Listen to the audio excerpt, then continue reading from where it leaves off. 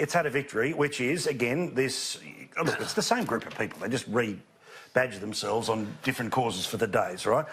Which is they are demanding that any company who would otherwise be in service of the mining industry has to declare publicly that they will not do anything to help the Adani mine, and one of these companies has folded. As I showed you before, and you can read it again while we start to talk about it here, Matt Canavan, the Resources Minister, has called them out very correctly here that they're people who wet the bed. What do you think, Linda?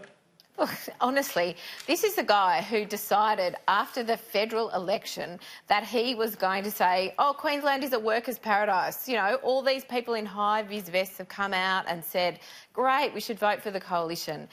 Then, months later, we've got coalition senators speaking out about how we need to change the industrial relations law in this country, how we need to get back to, you know, having a more flexible system, work choices 2.0. Let's be very clear about that. And now he's just coming out again without notes. And attacking Adani, right?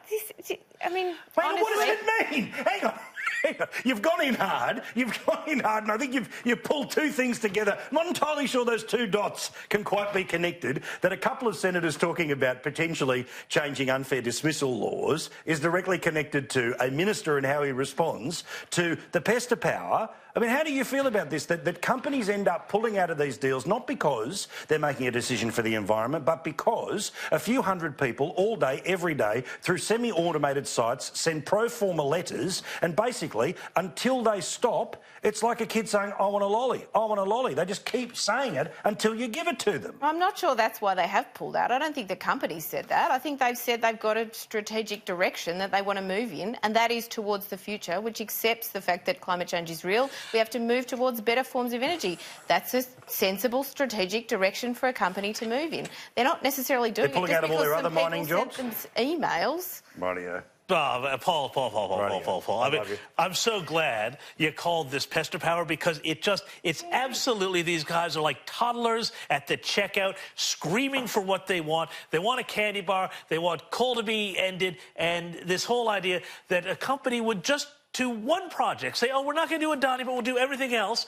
But it's so weak, and I was so glad to see Matt Canavan talk about that and use the fairly frank language that he did, because this really is the future. And if you give an inch to these guys, if you appease them with this, you are just going to wind up losing, because they're going to say, oh, we got to win here, and now we can shut down this, and then we can shut down that, and then pretty soon you're back in the Stone Age. But see, what annoys me about it, and it's a Pester power that I talk about that people are trying to employ upon us, is previously the way that you've been able to get a company to end up doing something is you have to buy shares. You have to stand at an annual general meeting. You have to have skin in the game. But now what you do is you make as much noise as possible. You literally bombard and pester with email, tweets and everything else until the social media manager turns around and says, geez, we're getting a lot of emails, and 100% of people are all saying exactly the same thing because it's a pro forma letter, and these are all got all the keywords that we don't want to be anywhere radioactive. You know, all of the big terms get used. Quick, drop the ball and run. That's why I keep repeating. Let's show it one more time, Asta. The people trying to do it to us need to know that they're not the only ones with access to a keyboard, OK? I need you to tell the companies to support us that you support them. They support free speech. You may have noticed, Linda, she can say whatever she wants. Nicholas Rees can say whatever they want, right? We are allowed to push back as she will with I, as I will with her. Those are the companies. Go searching. Paul Murray live right now. Pester power. Corey, I know that, you know, as the woke cancer spreads and is almost in everything now, it's very difficult because often the social media manager is either fully in agreement with what they're saying or is triggered by all of the code words about why you don't want to be anywhere near the radioactive thing because somebody declared it to be radioactive. Yeah, it's like those who cocoon themselves in their ivory towers, and then the only message they get is that which is filtered by you know, the Pester power people. But if you want to see the ultimate result of it, go back to what Gillette did. Remember, they went through the woke revolution telling blokes that shaving was, you know, white male privilege and shouldn't be done. I don't know what they said, but they ended up losing market share over it. And I think that the public is ready to kick back on this. They don't want to be lectured on sanctimonious issues on one hand and then have the company pursue their own interests at their expense on another. Well, it's this thing. A lot of people sending me emails that are conflating the list of sponsors for this program with what's happening at 2GB, separate.